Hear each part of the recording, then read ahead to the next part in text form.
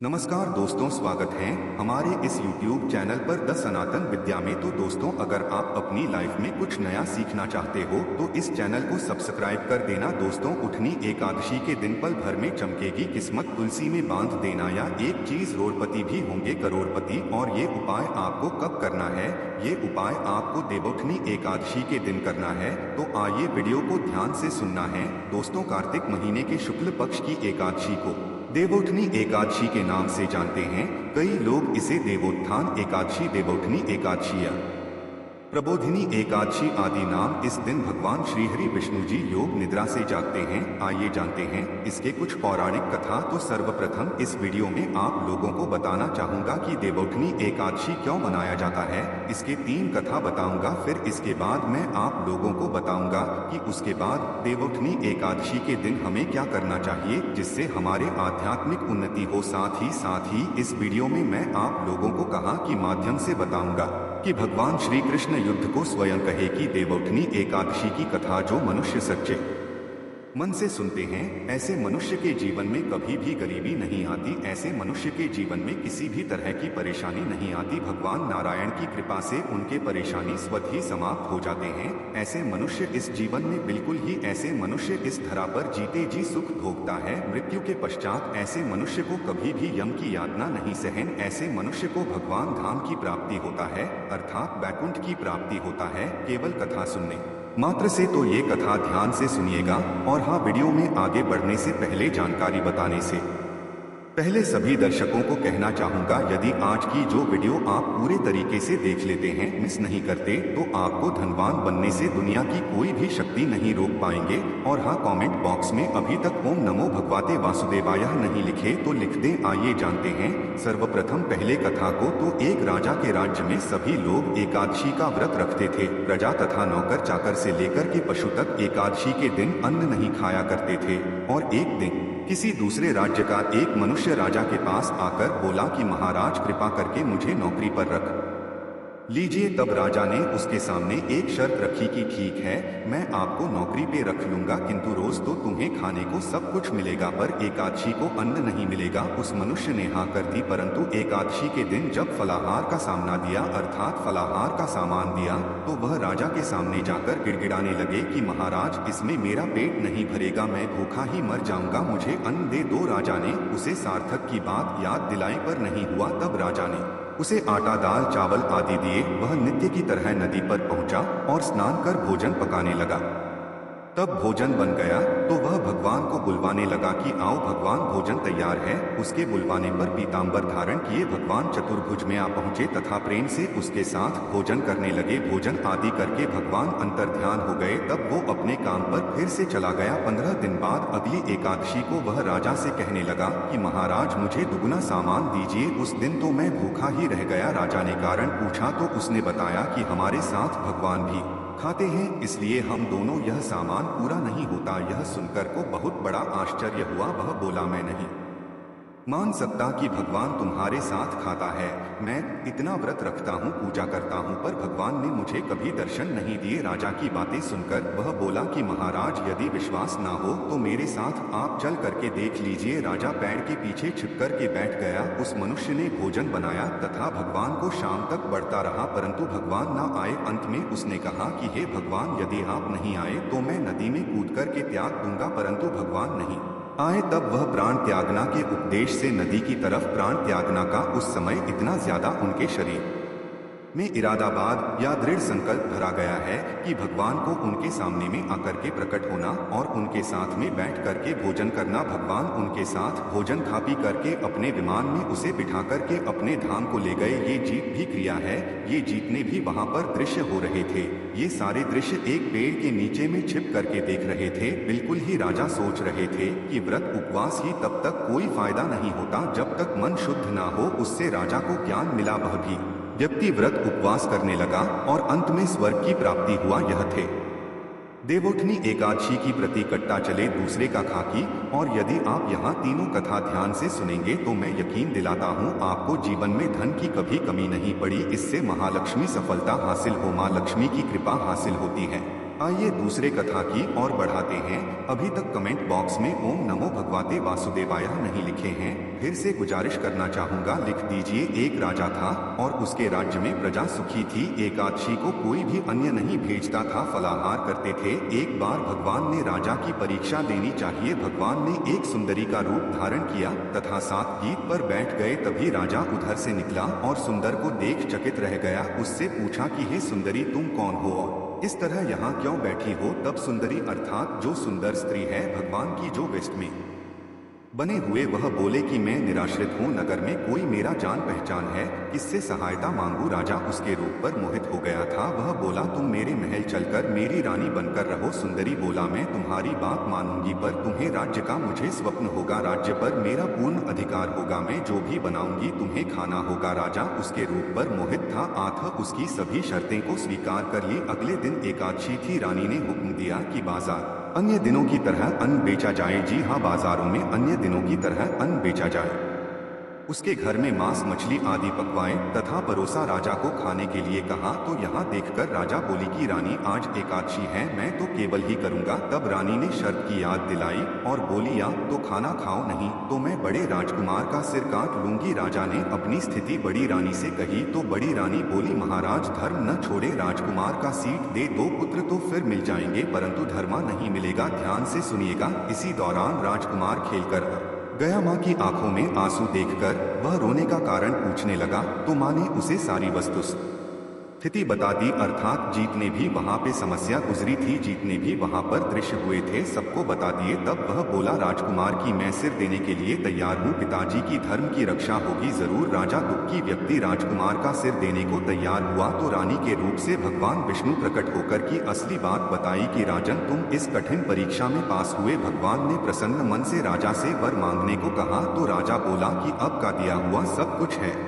भगवान हमें उद्धार करे। उसी समय वहां से एक विमान उतरा। राजा ने अपना राज्य पुत्र को सौंप दिया और विमान में बैठ करके भगवान के परम धाम चले गए। ऐसा भी कहा जाता है, इस कथा को कोई भी मनुष्य सच्चे मन से है तो ऐसे मनुष्य को यम की यातना नहीं सहनी। आइए अब तीसरे कथा की ओर चलते हैं, जो कि तुलसी विवाह से हुए हैं। तो सेवा महापुराण के अनुसार पौराणिक समय में दैत्यों का राजा दम हुआ करता था। बहुत बड़ा विष्णु भक्त था। कई सालों उसके यहाँ संतान नहीं होने के कारण उसने शुक्राचार्य को अपना गुरु बना करके उनसे श्री कृष्ण मंत्र हासिल किया।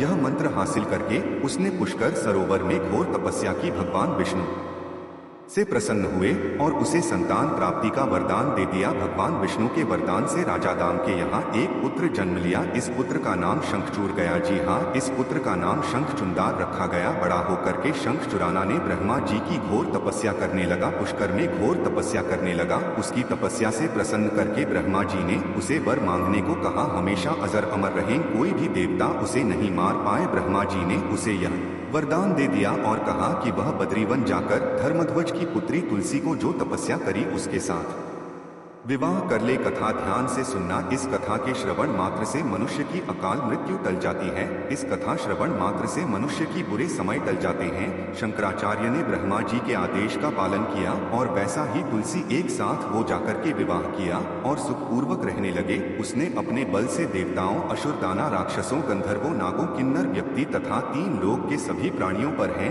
विजय हासिल कर ली। वह भगवान श्री कृष्ण का परम भक्त था।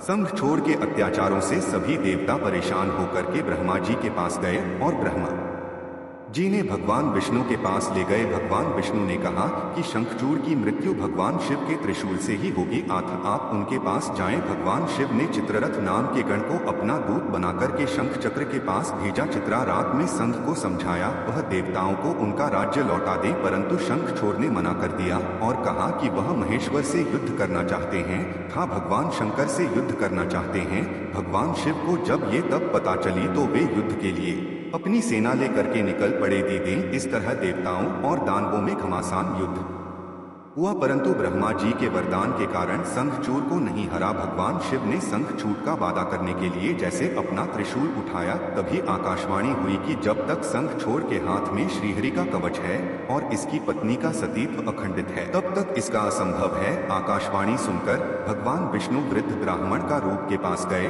और उससे श्रीहरि कवच दान में मांग लिया। संघ जुड़ा हुआ कवच बिना किसी संकोच के दान कर दिया। इसके बाद भगवान विष्णु संघ छोर का रूप बना तुलसी के पास गए। रूपी भगवान विष्णु ने तुलसी के महल के द्वार पर जाकर अपनी विजय होने की सूचना दी। ये सूचना तुलसी को बहुत प्रसन्न हुई। सूचना पाकर के और पति रूप में आए भगवान विष्णु जी की पूजन किया और उनके साथ रमण भी किया।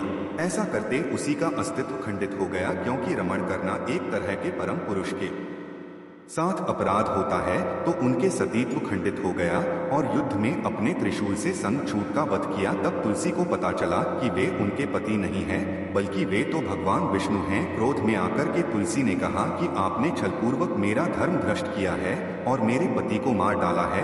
आठ मैं आपको श्राप देती हूँ कि आप पाषाण होकर के धरती पर रहे, अर्थात पत्थर करके धरती पर रहे। तब भगवान विष्णु ने कहा कि देवी, तुम मेरे लिए भारतवर्ष में रहकर बहुत दिनों तक तपस्या कर चुकी हो। तुम्हारा यह नदी रूप में बदल करके खंडकी नदी के रूप में प्रसिद्ध होगा।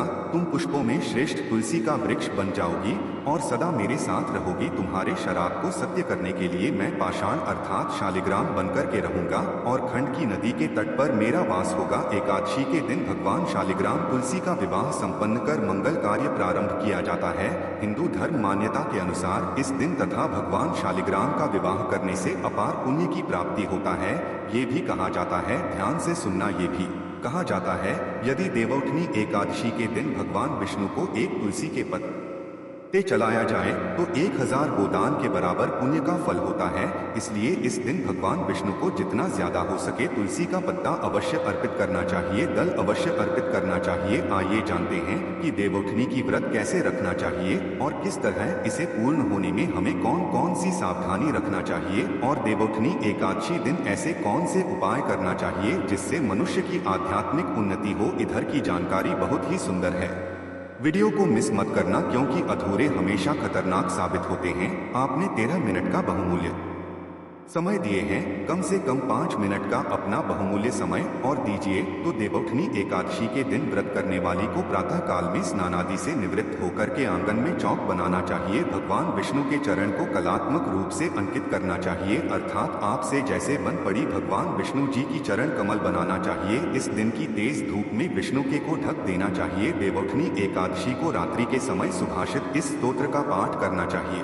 भागवत कथा है, पुराण आदि का श्रवण करना चाहिए, भजन चाहिए, गायन करना चाहिए। शंख वृत्त इस दिन बजाने से यदि मनुष्य के घर में किसी भी तरह का नकारात्मक ऊर्जा हुआ समाप्त होता है, ऐसा धर्म शास्त्रों में लिखे हैं, तो इस दिन शंख मृतक नंगा और अवश्य बजाना चाहिए। विविध तरह के खेलकूद, लीला और आदि के साथ इस मंत्र का उच्चारण अवश्य करना चाहिए। नमो भगवते वासुदेव मंत्र का जितना ज्यादा आप जाप करते हैं, भगवान विष्णु उतना ही ज्यादा प्रसन्न होते। पूजन के लिए भगवान का मंदिर अथवा सिंहासन को विभिन्न तरह के लता पत्र, फल, पुष्प और बंधनवार आदि से आप सजा सकते हैं। आंगन में देवोत्थान का चित्र बनाएं, तत्पश्चात फल, पकवान, सिंघाड़े, गन्ने आदि चढ़ा करके डलिया से ढक दें तथा जलाएं। ध्यान से सुनिएगा, विष्णु पूजा या पंचदेव पूजा विधान करने का इस दिन विधान है। विष्णु जी का पूजन कर सकते हैं, पंचदेव पूजन कर सकते हैं और आप जो है दीपक है, कपूर आदि शक्ति आरती कर सकते हैं।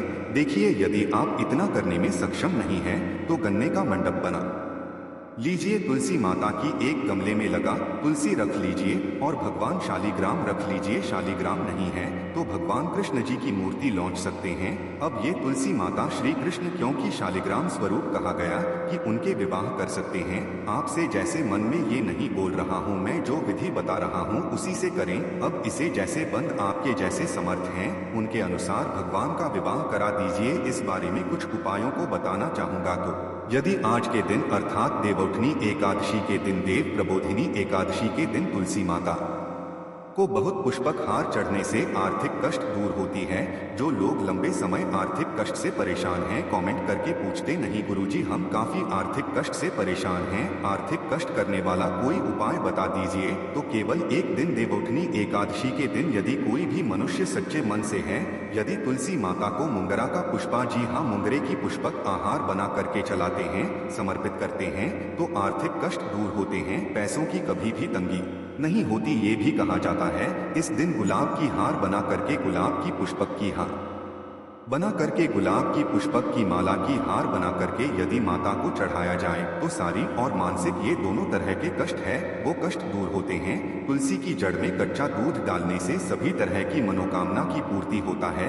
किसी भी तरह की आपकी मनोकामना पूर्ण हो जाए तो आज ही के दिन शाम के समय में सुबह के समय में अर्थात देवउठनी एकादशी के दिन तुलसी की जड़ में कच्चा दूध अवश्य डालें, सभी तरह की मनोकामना पूर्ण होगा। विष्णु जी को दल से बना एक माला पहनाएं। हर तरह की दुनिया में जो भी संसारी की इच्छा हो, भौतिक सुख चाहते हैं, अलौकिक सुख चाहते हैं, जो भी सुख चाहते हैं उन सभी तरह के अब कुछ सुख की प्राप्ति होगा। पर एकादशी के दिन तुलसी के पत्ते नहीं तोड़े जाते, पहले से हमको तोड़ करके रखना है। तो विष्णु जी को तुलसी के दल से बना माला जरूर पहना, सभी तरह की इच्छा की पूर्ति होगा। आज के दिन तुलसी के पौधे पर यदि हम पौधे की माला बांधा तो मनुष्य के जन्म, गरीबी, कंगाली, दरिद्रता एवं 2 सप्ताह है। तो इसमें हमने आप सभी दर्शकों को आकस्मिक धन प्राप्त करने के लिए, जीवन में बाधा को दूर करने के लिए अनेकों उपाय बताए हैं। जो उपाय आप इसे बंद उपाय अवश्य कीजिए। यदि आपके मन में कोई डाउट है, कोई क्वेश्चन है तो कमेंट बॉक्स में बिल्कुल ही पूछिए, आपकी मदद की जाएगी।